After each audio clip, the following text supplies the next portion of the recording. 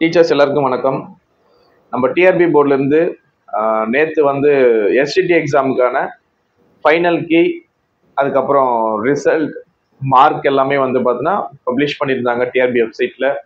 நிறைய பேர் வந்து இந்த வீடியோவில் வந்து பார்த்தீங்கன்னா கமெண்ட்டில் நிறைய பேர் போட்டிருந்தீங்க. ஸோ நான் இவ்வளோ மார்க் எடுத்திருக்கேன், எனக்கு வேலை கிடைக்குமா? அதே மாதிரி எனக்கு வாட்ஸ்அப்லேயும் நிறைய பேர் மெசேஜ் பண்ணியிருந்தீங்க.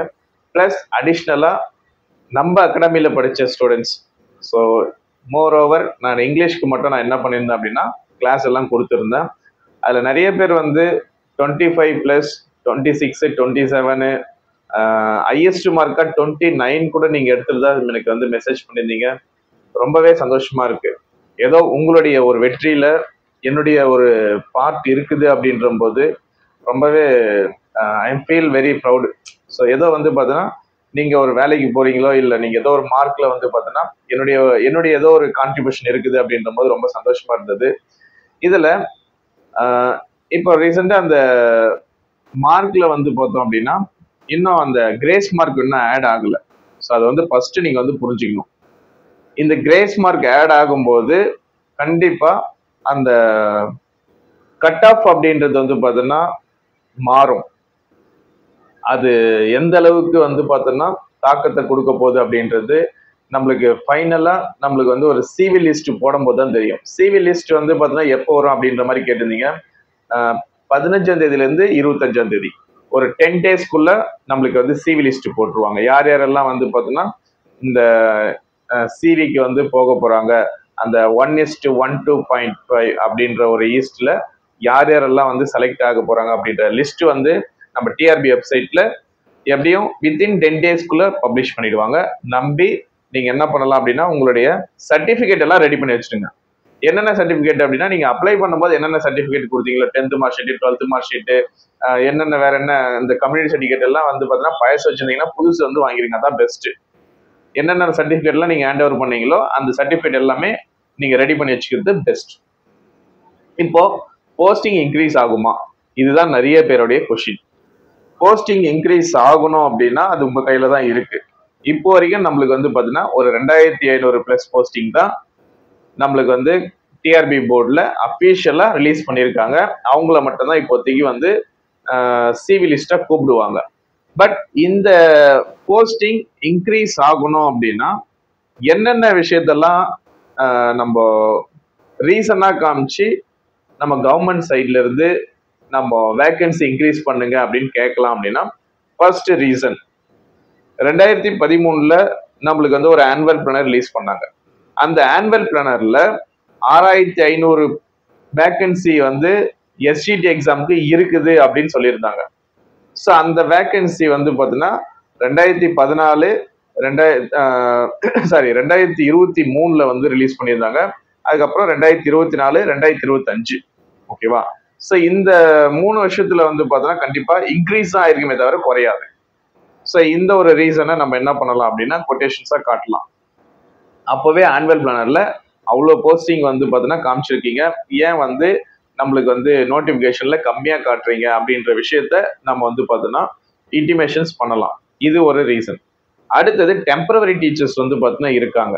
இந்த டெம்பரவரி டீச்சர்ஸை எடுத்துட்டு பெர்மனன்ட் போஸ்டிங் வந்து பண்றதுக்கு எவ்வளோ பேர் வந்து பார்த்தோன்னா டெம்பரரி டீச்சர்ஸாக இருக்கிறதா சொல்றாங்க. அது எல்லாமே எடுத்துட்டு பெர்மனன்ட் டீச்சர்ஸை வந்து போடுங்க அப்படின்ற மாதிரி நம்ம டிஆர்பி போர்ட்டுக்கோ இல்லை கவர்மெண்ட் பள்ளிக்கல்வித்துறைக்கோ நீங்க என்ன பண்ணலாம் அப்படின்னா ரெக்வஸ்ட் பண்ணலாம். இது அடுத்த ரீசன். அடுத்தது வந்து பார்த்தீங்கன்னா இந்த எஸ்சிடி எக்ஸாம்ல 2012 தான் டெட் எக்ஸாம் டைரக்ட் ரெக்ரூட்மெண்ட் பண்ணாங்க. அதுக்கப்புறம் ஒரு 12 வருஷத்துக்கு மேல நோ போஸ்டிங். அப்போ 12 வருஷத்துக்கு மேல இருக்கிற ஒரு எஸ்டிடிஐ அப்படின்ற ஒரு பணிக்கு இப்ப கிட்டத்தட்ட வந்து பார்த்தோன்னா ஒரு 10,000 போஸ்டிங்காவது நீங்க வந்து நம்ம வந்து ஃபில் பண்ணுவோம். பட் அவங்க காமிக்கிறது ஒரு 2500 போஸ்டிங் தான் இருக்குதுன்றாங்க. ஆக்சுவலா இது வந்து பார்த்தோன்னா ரொம்ப லோ வேகன்சி. ஆக்சுவலா இதை கூட நம்ம வந்து பார்த்தோன்னா ஒரு ரீசனா சொல்லலாம். ஏன்னா 12 வருஷமா ஒரு இடத்துல வந்து ஒரு போஸ்டிங் வருஷத்துக்கே ஒரு 2 வருஷத்துக்கு ஒரு நடக்கிற ஒரு எக்ஸாம்லேயே வந்து பார்த்தா ஒரு 1000 போஸ்டிங் 2000 போஸ்டிங் அப்படின்னு சொல்லிட்டு நம்ம ஃபில் பண்றாங்க. 12 வருஷமா நடக்கல. கிட்டத்தட்ட வந்து பார்த்தோன்னா நிறைய போஸ்டிங் காலியாக தான் இருக்கும். அதை கரெக்டாக நம்ம வந்து பார்த்தோன்னா கேதர் பண்ண இன்ஃபர்மேஷனை கேதர் பண்ணி அதை பள்ளிக்கல்வித்துறையிலையோ இல்லை நம்ம டிஆர்பிக்கோ நம்ம வந்து ரெக்வஸ்ட் கொடுத்தோம் அப்படின்னா ஃபர்தர் ஆக்ஷன் நடக்கிறதுக்கு பாசிபிலிட்டிஸ் இருக்கு. இதை வேணா நீங்க வந்து ட்ரை பண்ணி பாருங்க. இது யாரெல்லாம் ட்ரை பண்ணலாம் அப்படின்னா, கிட்டத்தட்ட ஒரு 75ல இருந்து ஒரு 90 மார்க் இந்த ரேஞ்சுக்குள்ள இருக்கிறவங்களுக்கு ஒரு போஸ்டிங் இன்க்ரீஸ் பண்றாங்க அப்படின்னா பாசிபிலிட்டிஸ் இருக்கு, வாய்ப்பு இருக்கும். நான் இப்போ ஒரு 75 மார்க் தான் எடுத்திருக்கேன், நான் ஒரு 80 மார்க் தான் எடுத்திருக்கேன், எனக்கு வந்து வேலை கிடைக்குமா அப்படின்னா போஸ்டிங் இன்க்ரீஸ் பண்ணா பாசிபிலிட்டிஸ் இருக்கு கண்டிப்பா. ஸோ நெக்ஸ்ட் வந்து நம்மளுக்கு இது ரிட்டையர்மெண்ட் இருக்கு. ஆக்சுவலாக வந்து பார்த்தீங்கன்னா ஒவ்வொரு வருஷமும் நிறைய பேர் வந்து ரிட்டையர்மெண்ட் ஆயிருப்பாங்க. ஸோ அந்த போஸ்டிங்கும் வந்து பார்த்தோம்னா வேக்கன்சியில் இருக்கும். அது எல்லாமே டெம்பரரி டீச்சர்ஸை தான் வந்து ஃபில் பண்ணி வச்சிருப்பாங்க. அடுத்தது நம்மளுக்கு வந்து ஸோ அதே மாதிரி பிடி ப்ரொமோஷன் ஆயிருப்பாங்க கண்டிப்பாக. ஸோ இந்த பிடியில் வந்து பார்த்தீங்கன்னா நிறைய பேர் இப்போ வேணால் வந்து டெட் எக்ஸாம் ப்ரொமோஷனுக்கு நீடட் அப்படின்ற இன்ஃபர்மேஷன் நம்மளுக்கு தெரிஞ்சிருக்கலாம். ஆனால் இதுக்கு முன்னாடி வந்து பார்த்தீங்கன்னா நிறைய வந்து பிடிக்கு வந்து ப்ரொமோஷன் ஆகிருப்பாங்க. இல்லை இப்போ இதுக்கு மேலே கூட ஆக போகிறாங்க அப்படின்னா அந்த வேக்கன்சியும் இருக்கும்.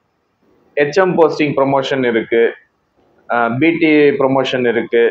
ஸோ இதெல்லாமே நம்மளுக்கு வந்து பார்த்தீங்கன்னா எப்படி ரீசெண்டாக நம்மளுக்கு ஜட்ஜ்மெண்ட் வந்தது அப்படின்னா இந்த ப்ரொமோஷன் எல்லாமே மாற்றிடுவாங்க. இப்போ எஸ்சிடியில் இருக்கிறவங்க 1 to 5th கிளாஸ் எடுக்கிற டீச்சர்ஸ் எல்லாருமே வந்து பார்த்தோன்னா நிறைய பேர் வந்து ஹெச்எம் ஆக போகிறாங்க. அதே மாதிரி பிடி அசிஸ்டன்ட் ஆகிறதுக்கும் நிறைய வந்து பார்த்தோன்னா அந்த அந்த வேக்கன்சிஸும் ஃபில் பண்ண போகிறாங்க. ஆல்மோஸ்ட் இப்போ 1 to 5th அப்படின்னு பார்க்கும்போது வேக்கன்சிஸ் அப்படின்னா நிறையவே இருக்கு. அதை கரெக்டாக நம்ம கவர்மெண்ட்டுக்கு வந்து நம்ம சொன்னோம் அப்படின்னா அது எல்லாமே ஃபில் பண்ணுறதுக்கும் நிறைய பாசிபிலிட்டிஸ் இருக்கு. ஆக்சுவலாக அது வேணால் நீங்கள் இனிஷியேட் பண்ண முடியுமான்னு பாருங்க. எப்படி நம்ம வந்து ரெக்வஸ்ட் கொடுக்கலாம், நம்ம வந்து பார்த்தோன்னா இந்தந்த விஷயங்கள் எல்லாம் இருக்கு அப்படின்றத வந்து தெளிவா நம்ம வந்து சொன்னோம் அப்படின்னா கண்டிப்பா கன்சிடர் பண்ணுவாங்க. இதெல்லாம் எப்போ சொல்லணும், சிவி லிஸ்ட் போறதுக்கு முன்னாடியே இதெல்லாம் வந்து பார்த்தோன்னா பண்ணிடணும். அவங்க சிவி லிஸ்ட் எல்லாம் போட்டு போஸ்டிங்லாம் போட ஆரம்பிச்சிட்டாங்க அப்படின்னா அதுக்கப்புறம் வந்து இதை பத்தி யோசிக்கிறதே வேஸ்ட் தான். எதுவா இருந்தாலும் கொஞ்சம் பிஃபோரா இனிஷியேட் பண்ணோம் அப்படின்னா இதை பத்தின ஒரு சில விஷயங்கள் வந்து கண்டிப்பா கிடைக்கிறது திடீர்னு. ஏன்னா இப்போ வரைக்கும் என்ன சொல்றாங்க அப்படின்னா போஸ்டிங் இன்க்ரீஸ் பண்றதுக்கு பாசிபிலிட்டிஸ் இருக்கு அப்படின்ற மாதிரி தான் நிறைய பேருடைய தாட்டா இருக்கு. அது கண்டிப்பா பண்றதுக்கும் பாசிபிலிட்டிஸ் இருக்கு. யாராச்சும் வந்து ட்ரை பண்ணி பாருங்க.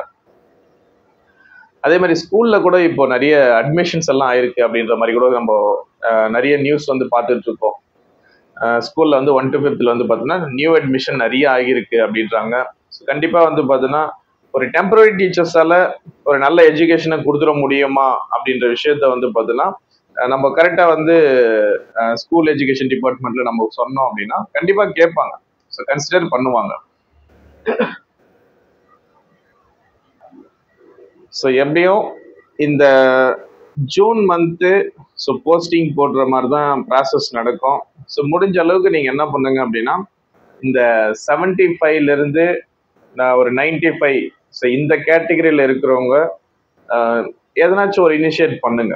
ஸோ உங்களுக்குன்னு வந்து ஏன்னா வந்து ஒரு சிலருக்கு வந்து ஏஜ் அதிகமாயிட்டு இருக்கலாம், எவ்வளோ விஷயங்களை வந்து பார்த்தோன்னா இருக்கு. ஸோ அதை கன்சிடர் பண்ணணும் அப்படின்னா நீங்கள் எதனா ஒரு இனிஷியேட் பண்ணுங்க.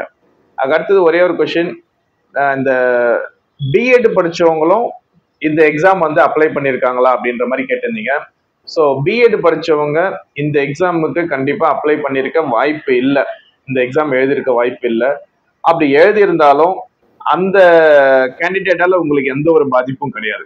ஸோ ஒரு பிஎட் படிச்சவங்க டெட் பேப்பர் 1 குவாலிஃபைட் ஆகி இந்த எக்ஸாம் அவங்க எழுதியிருந்தாலும் அவங்களுடைய மார்க்கோ இல்லை அவங்க வந்து பார்த்தோன்னா சிவி லிஸ்ட்டுக்கோ அவங்க வந்து கால்ஃபர் ஆக போறது இல்லை. அப்படியே ஆனாலும் சர்டிஃபிகேட் வெரிஃபிகேஷன்ல கண்டிப்பாக அவங்களை வந்து ரிஜெக்ட் பண்ணிடுவாங்க. அதனால நீங்க அதை பத்தி கவலையே பட வேண்டாம். பிஎட் கேண்டிடேட் உங்களுக்கு வந்து இதுக்கு மேல என்ன பண்ண போறது இல்லை அப்படின்னா உங்களுக்கு ஒரு இதுவா வந்து நிக்க போறது இல்லை அகைன்ஸ்டா. ஸோ அதனால பிஎட் எல்லாம் இதுல எழுதியிருக்காங்க அவங்களெல்லாம் வந்து எடுக்கணும் அப்படின்ற விஷயம்லாம் நம்ம வந்து கொண்டு வர வேண்டியது இல்லை. ஸோ அது டிஆர்பி போர்ட்லேயே வந்து பார்த்தீங்கன்னா அவங்க வந்து கால்ஃபர் ஆகி அவங்க செலக்ட் ஆகி வந்தாலும் சர்டிஃபிகேட் வெரிஃபிகேஷன்ல அவங்க வந்து டிடிஎட் கோர்ஸ் இருக்காது, கண்டிப்பா அவங்க வந்து ரிஜெக்ட் பண்ணிடுவாங்க. அதை பத்தி யோசிக்காதீங்க. ஏன்னா இந்த ஒரு விஷயத்த விட்டுருங்க, மற்றபடியா எப்படி வந்து வேகன்சி இன்க்ரீஸ் பண்றதுக்கு பாசிபிலிட்டிஸ் இருக்கு. ஸோ என்னென்ன ரீசன் மூலியமா இதை இன்க்ரீஸ் பண்ணலாம், இன்க்ரீஸ் ஆனா என்னென்ன பெனிஃபிட்ஸ் இருக்கு, யார் யாரெல்லாம் வந்து இதுல பெனிஃபிட்ஸ் ஆகுவாங்க.